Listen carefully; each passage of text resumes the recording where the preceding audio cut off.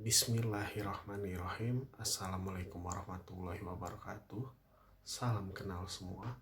Saya Fatan Alamsyah, perwakilan dari kelompok 3 Manajemen Isu Krisis dan Reputasi. Dalam kesempatan kali ini, kelompok kami akan menjelaskan peta konsep mengenai perencanaan strategis manajemen isu dan krisis. Simak videonya lebih lanjut ya. Perencanaan strategis dari manajemen isu dan krisis yang pertama adalah funding, yang berarti mencari sumber daya keuangan yang cukup untuk mengelola dan mengatasi isu krisis yang terjadi dalam organisasi. Sumber daya keuangan adalah dana dan aset yang membiayai aktivitas dan investasi organisasi. Mungkin secara sederhananya, sumber daya keuangan adalah uang yang membuat bisnis tetap beroperasi. Hal ini menjadi sangat penting karena krisis dapat berdampak negatif pada operasional, reputasi, keuangan, dan tujuan strategis organisasi. Perkenalkan, nama saya Saskia Ramadina. Selanjutnya, funding ini berarti mengumpulkan sumber daya yang diperlukan untuk menghadapi krisis seperti biaya operasional, biaya komunikasi, biaya pengembangan strategi, dan biaya lain-lainnya yang diperlukan untuk menghadapi krisis. Nah, funding ini juga dalam perencanaan strategi manajemen isu itu mengacu pada proses pengumpulan sumber dana yang diperlukan untuk menghadapi krisis yang dialami oleh sebuah perusahaan atau organisasi. Nah, contoh strategi pendanaan ini seperti pengumpulan dana dari sumber-sumber internal atau sumber-sumber eksternal, dan pengolahan dana secara efektif dengan cara perusahaan ini harus mengelola dana secara efektif dan memprioritaskan dana yang lebih paling penting atau lebih terdahulu dan menghindari pengeluaran dana yang tidak efektif. Halo, perkenalkan, nama saya Marisa Adela. Di sini saya akan menjelaskan dari poin ketiga, yaitu penetapan tujuan. Nah, apa sih maksud dari penetapan tujuan?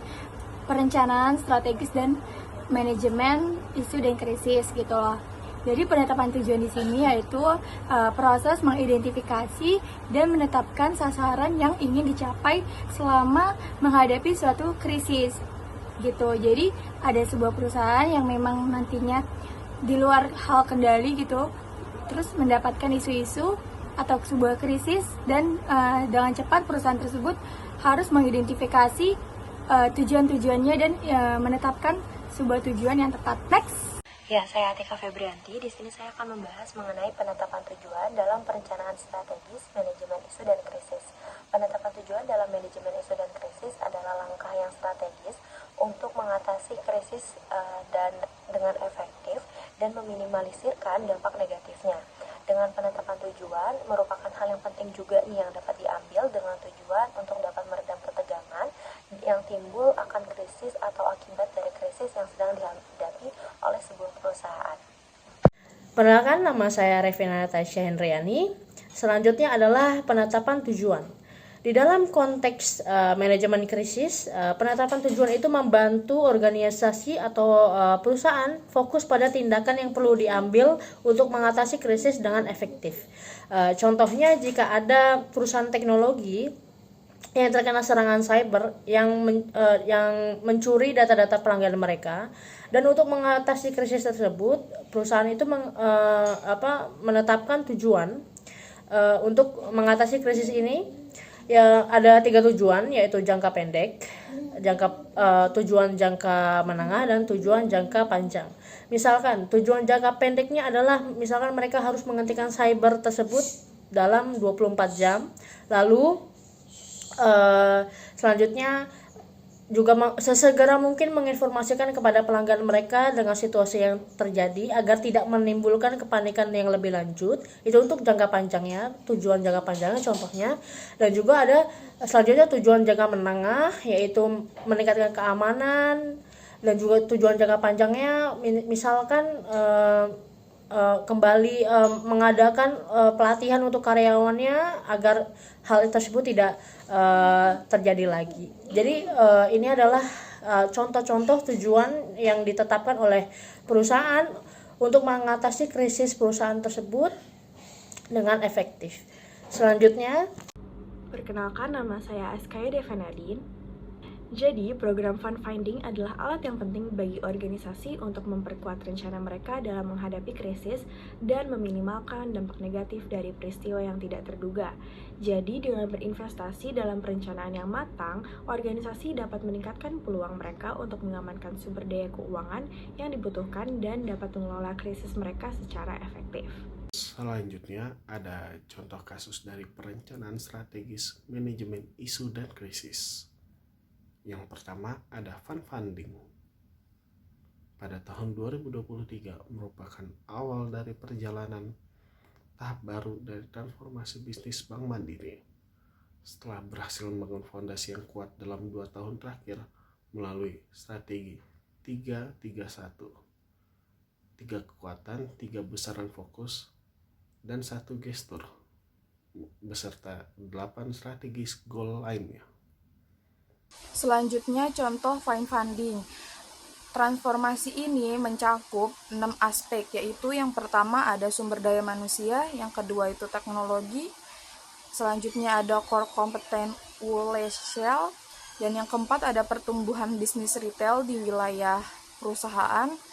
Terus yang kelima itu ada sinergi dengan anak perusahaan, dan yang terakhir itu bisnis yang berkelanjutan.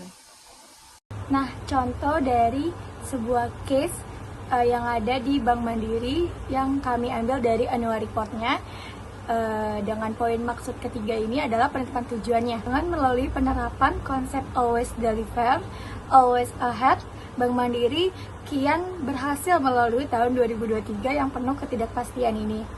Di mana perdagangan dunia ataupun pertumbuhan ekonomi global maupun nasional kian melambat dengan torehan kinerja cemerlang dan membanggakan. Selanjutnya akan dijelaskan oleh teman saya. Nah, contoh dari penetapan tujuan dalam kasus ini, di total aset Bank Mandiri itu tumbuh mencapai sekitar 2,174 triliun dan portofolio kredit dan laba bersih tumbuh 2 digit. Dengan hampir seluruh indikator kerja tumbuh lebih besar dari rata-rata industri perbankan nasional. Dan selanjutnya poin kelima yaitu penetapan tujuan. Hal tersebut mencerminkan Bank Mandiri sebagai industri leader yang tangguh, selalu menghadirkan dan juga selalu terdepan. Jadi, Bank Mandiri itu terus mengembangkan produk dan layanan baru yang sesuai dengan kebutuhan nasabah yang terus berkembang. Contohnya seperti Livin by Mandiri, yaitu aplikasi mobile banking yang sekarang sudah digunakan banyak orang yang menawarkan berbagai fitur inovatif seperti pembukaan rekening online, transfer uang, pembayaran tagihan, top up pulsa, dan lain-lainnya. Serta juga jaringan Bank Mandiri yang sangat luas dengan lebih dari 2.700 cabang dan lebih dari 17.000 ATM. Nah, hal ini itu memudahkan nasabah untuk mengakses layanan Bank Mandiri dimanapun mereka berada. Jadi, dengan berfokus pada aspek-aspek yang mengutamakan nasabah, Bank Mandiri yakin akan selalu memberikan nilai tambahan kepada seluruh nasabah dan menjadi terus terdepan. Dengan transformasi bisnis tersebut juga diharapkan akan mendorong Bank Mandiri untuk selalu berkomitmen dalam memberikan yang terbaik dan menjadi yang terdepan di dalam industri perbankan. Karena penjelasan peta konsep mengenai perencanaan strategis dari manajemen isu dan krisis telah disampaikan kepada penonton semua, maka kami akan pamit undur diri. Mohon maaf jika ada kesalahan kata dan hal lainnya. Sekian dan terima kasih telah menonton.